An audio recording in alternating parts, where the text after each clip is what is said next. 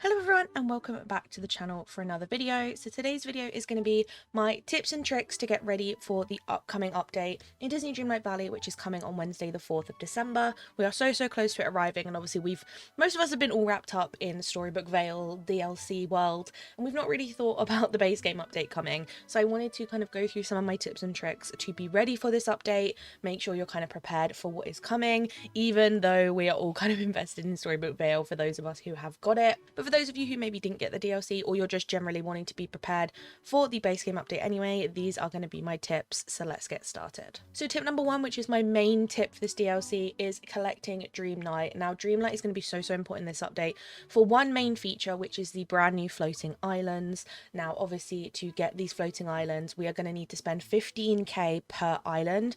Now I did originally think we were going to need 60k Dreamlight to unlock all four, but the patch notes that came out, like the mini little news thing about the floating islands, made it seem like we get the first one for free. I could be wrong, but that's just how it was worded. So you're either going to need 45k or 60k. I don't know which. I don't want to tell you it's 45k and then it ends up being more. So make sure you probably have at least 60k, and then obviously if it doesn't cost anything, you've just got some extra left over. But obviously these floating islands are a brand new feature. They're going to give you so much space to decorate. They have no kind of immovable objects in the middle, no ponds, no buildings you can't move, anything like that. It's going to be a complete open plain, and it is going to be based on 4 of the base game biomes. So you are going to start in the plaza one, and then you can unlock more as you go along. Each floating island is going to have its own item limit, so it's going to have either 3,000 or 6,000 per island depending on what your item limit is, and it will give you so much free space to decorate, do dream snaps, have storage, or even banish character houses that you don't want to see in your valley and you'd like to put up there away from everything else. So collecting Dreamlight is going to be super important. Now the best ways to do this is by doing your daily Dreamlight tasks or your ongoing Dreamlight tasks that are in your Dreamlight tab in the menu. These will obviously allow you to add up Dreamlight as you go along. You can also use the Dreamlight shards that can be dug up from the ground, and you can go into your crafting table and convert these into actual Dreamlight. So either of those options is your best kind of way to do that. I like to keep a small stash of Dreamlight shards just in case you need them for quests or crafting, but the rest are good to go to just transfer up and unlock those floating islands as soon as the update drops. Now tip number 2 is another thing, kind of another currency to collect, which is star coins. Now star coins obviously are always important in the game to be getting things from Scrooge's, buying new character houses, and generally just as an economy in the game. Now star coins are going to be helpful when an update drops because we should be getting a whole new stock of stuff in Scrooge's store. Every update we seem to always get things from realms or things to do with the certain character that's coming, or even just like kind of random things that we see around the valley but we just can't use ourselves, seem to be getting added to Scrooge's store. Now obviously since the DLC dropped last Wednesday, there has been an update to Scrooge's store across the whole base game, which means that the base game Scrooge, the Eternity Isle Scrooge, and the Storybook Vale Scrooge all have different stocks every single day. So if you do own obviously the base game and both DLCs, there are 3 Scrooge's stores that you can check every single day that will always have different stock. Now when it comes to the new items that are coming in Scrooge's, we don't know yet if they're going to be in all 3 Scrooges. I'm assuming they probably will be, but we don't know yet. So just making sure you have star coins stocked up means you can go into Scrooges, check if there's anything new, and pick it up when it drops. Now tip number 3, which is kind of like our final currency in game, is moonstones. Now obviously moonstones are very important in the game to be getting premium shop items and things like that, and they are always helpful to have ready for an update because of star paths. Now star paths are kind of seasonal events where every update we get a star path that allows us to unlock exclusive items. We buy the star path with moonstones, and then you kind of get majority of your moonstones back by the end of it. You only end up kind of spending a little bit because you kind of get moonstones back as you go through. Now we know this update star path is going to be a kind of like fairy winter theme, and we've already seen some of the items that we're getting like this gorgeous pergola, this crafting table, this jacket, and also like a snow wand that we can use as an accessory. So we've already seen some of the stuff, and we've also had a tweet showing us some teasers of some other things that are potentially coming in the star path. Now obviously you're going to need the moonstones to unlock the star path, and also as well as that, moonstones will be super important to get brand new things that are going to be coming in the premium shop and potentially a new bundle. We we haven't had a new 4,000 Moonstone bundle in the premium shop for a while, so I think it's very, very likely that we're going to have one this time around. I think it'll probably be like a winter theme one. Me and the community have also all been speculating in my live streams recently which character we think it's going to be for if we are getting one, and all of these are going to cost you Moonstones. Now obviously Moonstones can be bought with real life money in the game, but you can obtain it in a free way by doing your dream snaps and also collecting your Moonstone chests and voting on dream snaps. So just make sure you have enough in there to be able to get the star path or get whatever you want. Obviously these kind of premium things in game aren't essential and aren't necessary in order to enjoy the game and play it, but star paths are something I always highly recommend because they are kind of timed and the items are probably not going to come back into the premium shop for a very long time. Plus once they do come back to the premium shop, they're going to cost you so much more than they would if you got them in the star path, so it's better to just do it. Get all the quests done, get all the items unlocked, and enjoy them for the festive season. Now tip number 4 is continuing on with the theme of the star path. This is some things you can do to prepare for the star path. Now in the star path we always get a lot of tasks that we have to complete to unlock the kind of star path tokens to then get the items with, and there are some tasks in here that kind of always seem to pop up and have popped up in the last few star paths that are things you can actually prepare for before it drops. My main ones would be making sure you leave night thorns around your valley. As you can see behind me, I've got a couple here by Jack's house that I'm leaving. These will always be a task most of the time in the star path, is to pull up these night thorns, so make sure you are leaving them in your valley. Do not touch them, just wait until the star path drops. These also count for Splinters of Fate over in Eternity Isle, so if you do have the Rift in Time DLC, these splinters over there also count. And we don't know yet if the Inkies from A Storybook Vale are gonna include with this. They may not count, they may do, we don't know yet. So I would say if you are not needing to pull up all the Inkies, maybe don't and wait to see if it counts.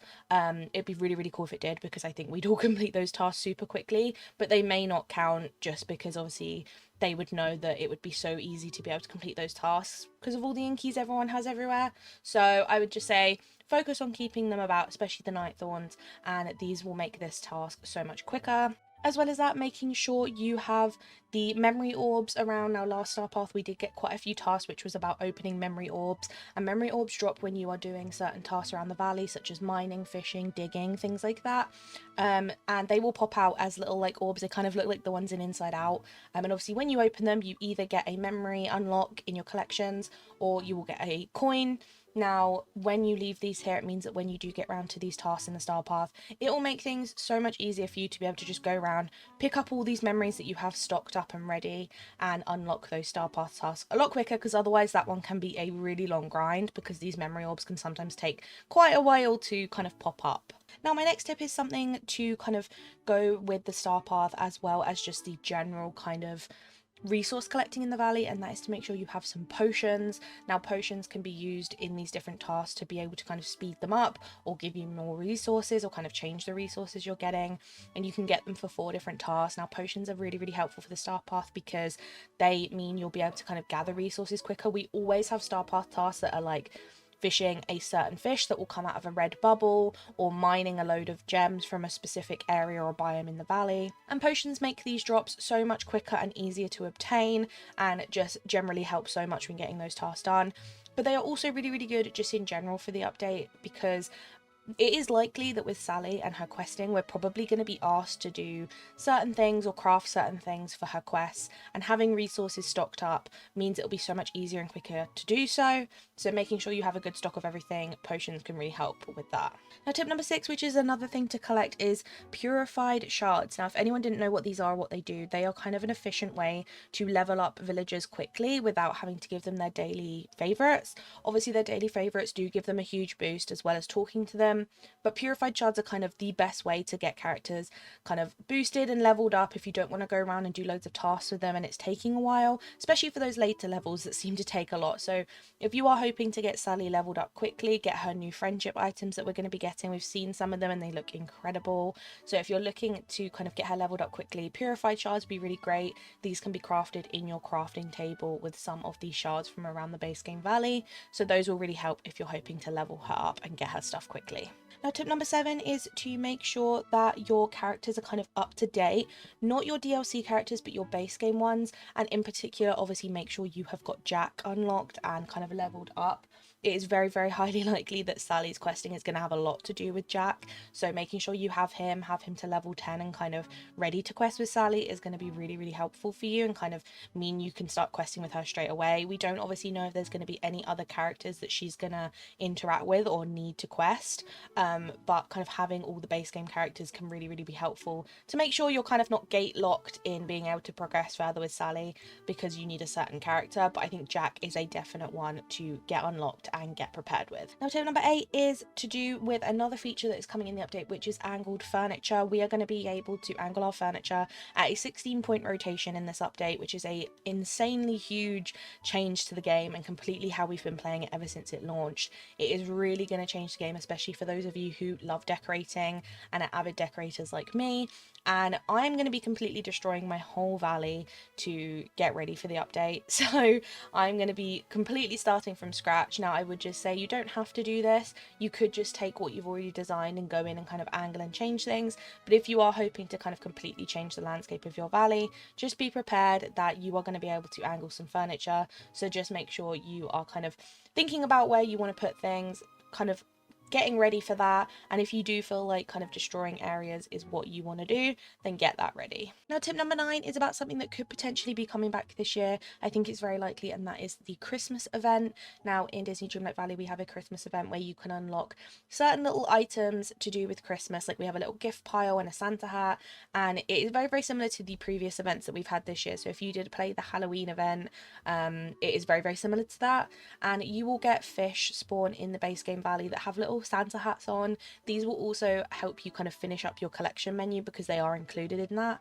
and they will also help you unlock the rewards. So we don't know yet if that is coming back. I think it's very, very likely. I don't know if it will drop on update day. It may drop like a week later, but that is something to be aware of, is that the Christmas event may be coming. So if it is, make sure you are kind of getting fishing potions ready and kind of having a look at what you're going to need to do for that event. Now, my final tip number 10 isn't really a tip, but it's something I always say in these videos, and that is to just get ready for the excitement of the base game update. Make sure you are kind of prepared with what you're doing. Don't feel too overwhelmed about doing loads of questing, and if you're kind of in the midst of the Storybook Vale and you're really focusing on that, don't feel like you have to kind of juggle both. I personally am going to put Storybook Vale on a little pause while I kind of make my way through the base game update, so that I can really enjoy it and really grind the star path and have all that excitement. So don't feel too overwhelmed. There is going to be a lot going on. I'm glad they gave us a break between the DLC and the base game update this time around, because it is a lot less overwhelming. But if you are someone who didn't get the DLC, this is going to be your big final update of the year, so make sure you are just feeling prepared, feeling excited, and get ready for all the kind of winter, festive, but also spooky things that are going to be coming, as well as the huge changes to decorating in the game. Let me know down below what you are most excited for this base game update, and if you have any other tips for the community, do put them down below. I probably have missed things, I always do, but these are like the main ones that I'm focusing on, so I hope they do help you out. Let me know down below what you think. I will see you all in the next one, and have a lovely weekend. Bye!